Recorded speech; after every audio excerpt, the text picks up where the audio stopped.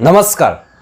आज इस वीडियो में मैं आपको अनिल देशमुख के उस 100 करोड़ के वसूली कांड की पूरी ऐसी अनसुनी कहानी बताने वाला हूं जो डीपली और कुछ ऐसे खुलासे जो बड़ी खबर हमारे पास आई है वो मैं आपको बताऊंगा।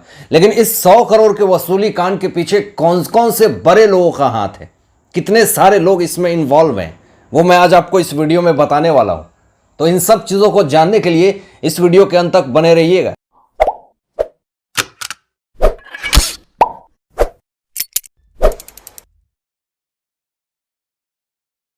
आप लोगों को यह चीज़ पता चल गया होगा कि अनिल देशमुख से ईडी 5 बार समन करती है, वो 5 बार उसका कोई जवाब नहीं देते हैं।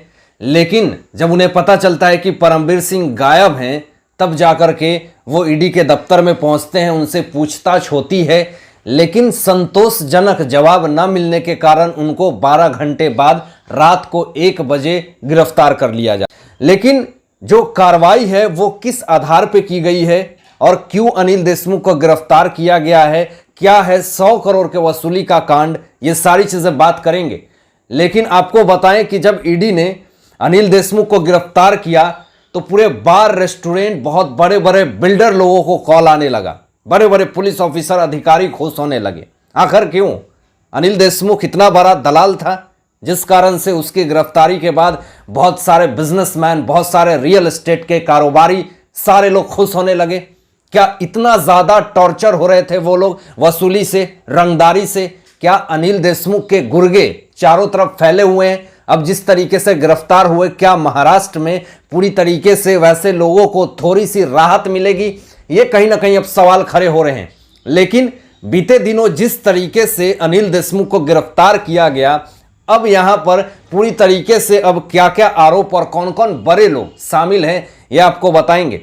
ये जो कहानी है वो उस वक्त से शुरुआत होती है जो भारत देश के सबसे अमीर व्यक्ति मुकेश अंबानी जी के घर के नीचे एसयूवी जिलेटिन की छड़ें रखी जाती हैं।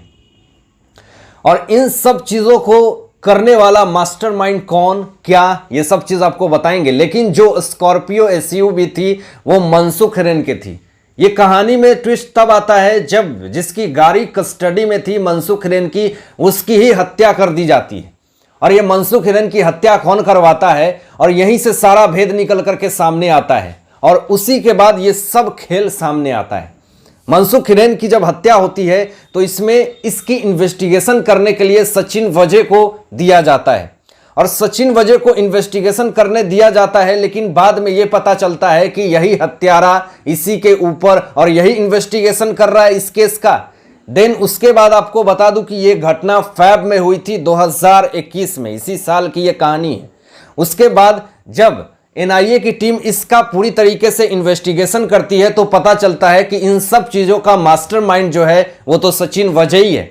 सीन को रिक्रिएट किया जाता है और सब कुछ पता चलता है। देन मार्च 2021 में सचिन वजे को गिरफ्तार कर लिया जाता है एनआईए की टीम की तरफ से। अब गिरफ्तारी होने के बाद यहां पे पूरी तरीके से जो मामला है वो सामने निकल करके आता है। पूरा देश और दुनिया उस वक्त देख रहा होता है कि ये सचिन वजे एक तरह का क्रिमिनल इंसान जो कि इनकाउंटर स्पेशलिस्ट कहा जाता है, अपनी दुश्मनी और खुन्नस और पैसे निकालने के लिए ये इनकाउंटर कर देता है। ऐसे ऐसे आरोप लगाए गए हैं सचिन वजे के ऊपर। प्रदीप शर्मा जैसे लोग भी आज गिरफ्तारी की पूरी तरीके से काल कोठरी में बंद है। लेकिन अब आपको मैं बता दूं कि अनिल देशमुख के ऊपर एक और बड़ा आरोप लगा हुआ है कि ये किसी का तबादला करने के लिए, किसी का प्रमोशन करने के लिए, किसी को सरकारी जॉब दिलवाने के लिए भी वसूली करते हैं। ये अनिल देशमुख के ऊपर ऐसे ऐसे आरोप लगे हुए हैं जिससे कि हाईकोर्ट की तरफ से भी पूरी तरीके से खारिज कर दी गई इनकी जमानत। हालांकि ये 6 नवंबर तक अभी ईडी के कस्टडी में है। आपको बताऊं कि जब पूरा खेल समझ में आने लगता है कि इन सब चीजों के पीछे सचिन वजे का हाथ है, लेकिन इन सब चीजों के पीछे करवाने वाला कौन है मास्टरमाइंड? एक सचिन वजे ऐसा पुलिस अधिकारी जिसको सस्पेंड कर दिया गया था, इसके पास ना जाने कितने सारे बंगले, मर्सिडीज, ना जाने कितनी महंगी महंगी गाड़ियां। आखिर ये सारा चीज लाता कहां से? इसको कौन फाइनेंस करता है? इसको सपोर्ट कौन करता है? अनिल देशमुख पूरी तरीके से इसको हर एक चीज में इन्वॉल्व करते थे। और इन्होंने ये भी कहा कि मैं जो मुकेश अंबानी के नीचे, घर के नीचे जो स्कॉर्पियो रखा हूं, ये कहीं ना कहीं मैं इजाजत लेकर के किया हूं। यानी ये सारी चीज जो पता थी वो अनिल देशमुख को और उसके बाद परमवीर सिंह को। अब इस स्टोरी में एक नया कैरेक्टर आता है, परमवीर सिंह। जब सचिन वाजे फंसने लगते हैं, जब सारा काला चिट्ठा निकल करके सामने आने लगता है, तो फिर परमवीर सिंह ने एक लेटर बम फोड़ा और उस लेटर बम को महाराष्ट्र के मुख्यमंत्री उद्धव ठाकरे जी को लिख करके ये कहा कि इस महाराष्ट्र में बहुत सारे लोग जो हैं वो वसूली कर रहे हैं। उसमें बाकायदे महाराष्ट्र के गृह मंत्री अनिल देशमुख का भी नाम उन्होंने लिखा और अनिल देशमुख का नाम लिख करके ये कहा कि जबरन वसूली का पूरी तरीके से खेल चल रहा है महाराष्ट्र में। हालांकि जो लेटर बम फोड़ा अभी वही लापता है। इंटेलिजेंस ब्यूरो की तरफ से ये पूरी तरीके से भगोड़ा भी साबित हो सकते हैं। आरोप तो ये लग रहा शिवसेना की तरफ से कि बीजेपी ने इसको भगाया है और ये नेपाल के रास्ते बेल्जियम में पहुंचा हुआ है। ऐसा आरोप उनका लास्ट लोकेशन ट्रैक हुआ है। आपको बताऊं कि पहले सीबीआई ने पूरी तरीके से एफआईआर की अनिल देशमुख के ऊपर, फिर ईडी ने उसी एफआईआर के आधार पे एक्शन लिया और इन पे पूरी तरीके से कार्रवाई हुई। हालांकि 5 बार समन करने के बाद भी ये पहुंचते नहीं है और लास्टली जब पहुंचते हैं तो ये कहते हैं कि मेरी कोई गलती नहीं है, मुझे फंसाया जा रहा है और जो आरोप लगा रहा वो कहां है। ये सारा खेल जो निकल करके आया वो सचिन वाजे की पूरी तरीके से यहां काली करतूत निकल करके सामने आई और ऐसे ऐसे दलाल लोग भी सामने आए जो महाराष्ट्र में ना जाने कितने सारे ऐसे ईमानदार लोगों को ये लोग धमका करके, डरा करके, जबरदस्ती जबरन वसूली करते हैं। कोई इंसान एक महीने में 1000 रुपए कमाने के लिए तरसता है और ये सारे दलाल लोग, फर्जी लोग 100-100 करोड़ रुपए ऐंठ करके अपना दिन चलाते हैं। क्या ऐसे लोगों के लिए केंद्रीय एजेंसी अगर काम कर रही है तो क्या ये गलत कर रही है?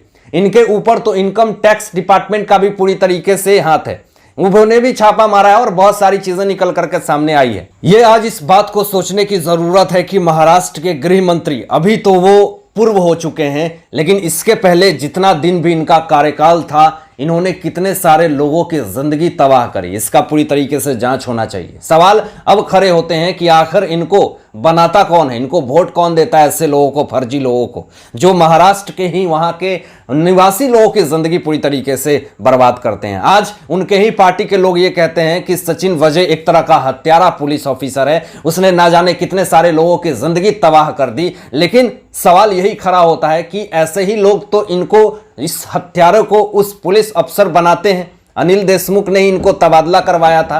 अनिल देशमुख 17 साल पहले इसको रेस्टिगेट कर दिया गया था, लेकिन उसके बाद अनिल देशमुख जैसे लोग अपने निजी फायदे के लिए ऐसे लोगों को फिर से एक बार महाराष्ट्र की उस जगह पर लाते हैं और इस तरह का वारदात और इस तरह का कुकर्म करते हैं। हालांकि वाजे एसएसआर मामले में भी काफी संदिग्ध रहे थे। जब इनका तबादला हुआ था तो उस वक्त अब लोगों की मांग होने लगी है कि इनका उस वक्त 8 तारीख को लाइव लोकेशन क्या है, ये पूरी तरीके से सवाल खड़े होने लगे। जब एसएसआर मामले में जब अनिल देशमुख से सवाल किया जाता था तो वो उसको इग्नोर कर देते थे, लेकिन आज वही जेल के सलाखों के पीछे हैं तो क्या अब इच्छा कर रहा है। हालांकि इनकी जो खाना है वो पूरी तरीके से घर से आएगी, ऐसी इजाजत मिल चुकी है कोर्ट से। हालांकि इन सारे मुद्दों पे, इन सारे बातों पे आप लोगों की क्या सोच है, आप लोग क्या सोचते हैं इस विषय में, अपनी विचार जरूर व्यक्त कीजिएगा। और ऐसे ही लेटेस्ट अपडेट पाने के लिए इस चैनल को सब्सक्राइब करके बेल आइकन प्रेस कर दीजिएगा। मिलते हैं एक नए लेटेस्ट ब्रेकिंग न्यूज के साथ, तब तक अपना ध्यान रखें, ख्याल रखें। Thanks for watching my videos.